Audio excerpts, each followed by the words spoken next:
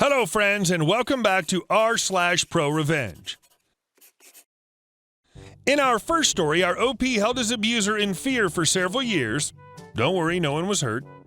But before we begin, don't forget to subscribe to our channel if you're new here and turn on notifications so you don't miss a new video every single day. Here we go. Easy pickings. Years ago, I worked as a truck driver, even owned my own trucks for a while. One of the companies I used to trip lease to had several different divisions. Called them up one day to see if they had freight, was told they couldn't load me till I'd talk to Joe, not his real name. Joe was in charge of safety, which includes driver records. Little background on Joe. Joe's an a-hole. He played favorites to the guys who worked out of the same terminal as he did. He and I went round and round a few times. Backstory, I called him up and he won't tell me anything on the phone, says I have to come see him in person and they can't load me till I do. I blew him off since I had about 15 other companies I was trip leasing to at the time. Fast forward a week, I happened to be in the area on personal business and stop in to see him. He's especially nice, which should have tipped me off that he was up to something. He keeps me waiting for about 20 minutes, finally get to talk to him, tells me he can't load me because my license was under suspension. Tell him I'll take care of it, go out, get in the car, and just as I leave the property, I get pulled over. The B-turd set me up. That's why he kept me waiting for 20 minutes. The B-turd set me up. That's why he kept me waiting 20 minutes. Gave the state police time to get there. They arrested me and took me to jail on a Friday evening. Didn't get to see the magistrate till Monday. Paid my fines, paid my reinstatement fees, and went on my way. Now, I realized that it was my fault for not paying the fine. To be honest, I got 3 tickets that day. When I mailed them in 2 weeks later, I missed one of them. At that time, I was working pretty much 7 days a week. All my mail, not that there was much of it, was going to my brother's house. My brother failed to let me know he had mail there from the state. Joe could have simply told me about it, so I could have taken care of it, but the effort got me arrested. I sat on this for 8 or 9 years. One day, I'm out in the truck and see one of their trucks from Joe's terminal. I get on the CB radio and call out to him. Me. Hey, ABC Trucking, you got your radio on? ABC, go ahead. Me. Does Joe still work there? ABC. Yeah, he does. Why? Me. That a-hole F'd me a while back. Tell him I haven't forgotten about him. ABC. No crap. What do you do now? Me. Can't tell you. Could possibly reveal my identity. But you tell that B-turd I know where he lives, I know where his wife shops, and I know where they sleep at night. Tell him he effed with the wrong person. ABC. I'll pass it on. I kept this routine up every time I saw one of their trucks. About the 4th one I ran into told me Joe was crapping his pants, wouldn't let his kids or wife go anywhere without an escort, was driving different vehicles to work, made his wife change her shopping habits all the time. I pretty much completely disrupted their lives. Next truck I saw told him to tell Joe that having his wife and daughters escorted around wasn't going to help him. Pretty much I kept him running scared on and off for 2 years or so. I always took information one driver'd give me and used it in my next conversation with another driver, so Joe thought someone was always watching him, even though I hadn't seen him since the day he got me arrested. I did find out that he became less of an a-hole after that. And our second story. No smoke breaks? You better call Saul. Years ago, I worked at a school for students with significant challenges. The school was owned by a for-profit company. The owners made money by taking tax dollars for education and spending as little as possible on educational services. The remainder was their profit. I worked as an aide and a bus driver. Had been a teacher in another state but had no license in the one my girlfriend, now wife, moved to. So I drove a bus and assisted teachers at this for-profit school for profoundly vulnerable children aged 5 to 22. Funny, it paid more than my teaching gig because drivers' aides get paid by the hour. Back then I smoked a lot, pack a day at least. Back home I was definitely one of the smoker teachers you'd see pacing out by the flagpole or loading dock.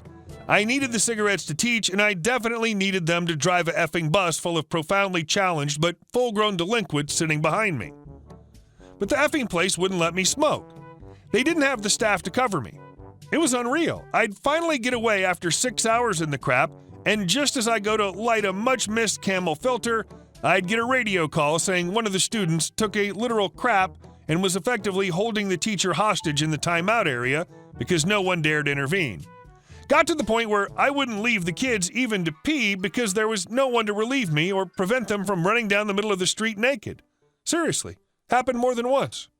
It really pissed me off that I couldn't get smoke breaks at this for-profit asylum. Nicotine withdrawal rage is powerful. It unlocked my brain's previously unknown calculated revenge zone. So I started by filing a wage claim and got like $1,400. Then I contacted the Teamsters and started organizing. Then boss found out I was organizing and fired me. But I ended up going for some professional training and learned it was illegal to fire me for that, so I filed a charge with the NLRB on the last possible day, and they issued a complaint, which they then settled by ordering me back to work with back pay.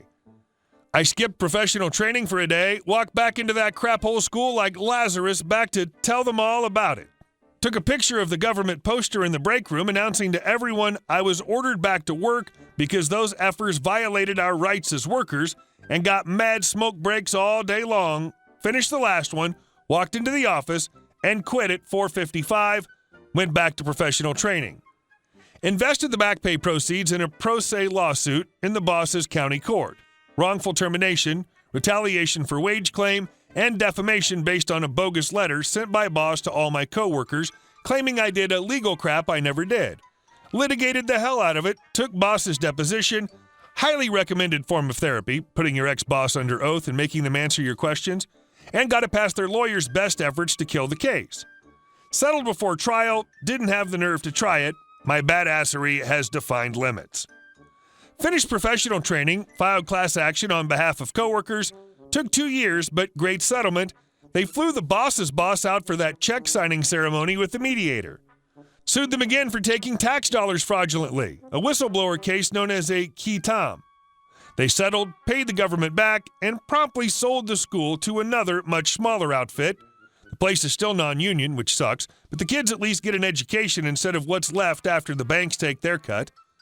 Imagine they might be doing business today had they only let me have 2 to 3 smokes on a regular effing basis.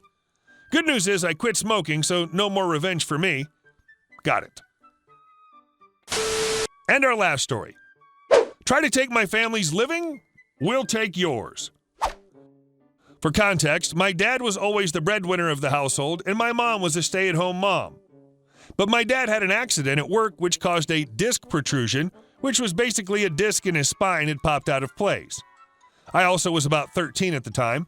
As savings dwindled and the hopes of my dad going back to his old job seemed to die, we needed to do something fast because of rapidly approaching bills, and he suggested we sell food on the Indian reservation that was about 45 minutes away from my hometown. So we did. People were a little hesitant to buy our food since we weren't from the small town, let's call it Bar, and my dad's mother was from Bar, so he technically could be there as he was a part of the tribe. And we met this sweet older lady, maybe in her late 60s. We'll call her Sam. Well, Sam took us with open arms and was sweet and polite to us. We were barely starting out, and at the time, she was one of our only customers. We understood we had to use gloves and have a hand-washing station, but one day, Sam exploded. I have no clue if it was just a bad day for her or we just boiled her blood from day one, but she got into a verbal argument with me, D being my dad, Sam being Sam. Sam, can you guys please go home? D, what? Why? Sam, because you're stealing all my business. D, your business? You're in a competitive market, Sam. You're not even from here. Look at your car. We own a 2012 Nissan, which we're still making payments on to this day. We're doing this to keep our car and keep water running in my house. You're not from here. Go away. My dad was dumbfounded that such a kind and sweet woman could switch up on us so quickly.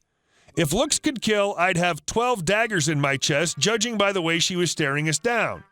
She quickly returned to her car and made a phone call. My dad wasn't intimidated by her at all. Then a policeman drove up, and the pieces came together. I didn't hear what the conversation between my dad and the policeman was, but we left early that day. My dad, clearly angry, explained to us that since we didn't have a license to sell and a permit, there are special permits and licenses to sell on the reservation, so we all took an online test, which the website was given by the officer, and all of us had passed the test. We even had the permits and licenses laminated to hang them on our ice chests. A few days later, we arrive in Bar. Sam is clearly irritated by this and approaches us again. I thought I told you to go away. We did go away, but now we're back and you can't force us to leave as long as we have our permits and licenses, my dad said, presenting the paperwork to Sam. Do you have these? My dad said mockingly. Sam gave my dad an angry look and walked back to her car and left. Each time she sold while we sold, we would take pictures of her handling food without gloves, without proper way of heating, and no washing station. We even got a video of her handling money and proceeded to handle food, which is highly unsanitary, and submitted it to the health services of the tribe. They were furious. The receptionist had stated that Sam had reported the most people to them. They did a background check and found out she didn't have the required licenses and permits. She was then paid a visit by a health inspector. The HI deemed her booth unfit for food handling and even fined her for it. Fast forward to the next year. At this point, I'm 14 and it's summer in Arizona.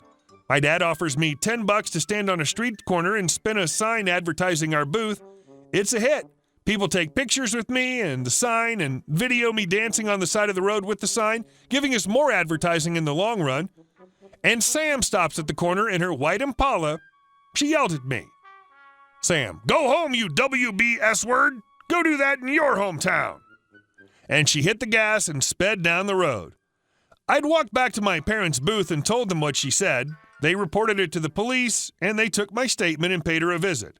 Apparently, she had a warrant for her arrest and spent 2 weeks in jail.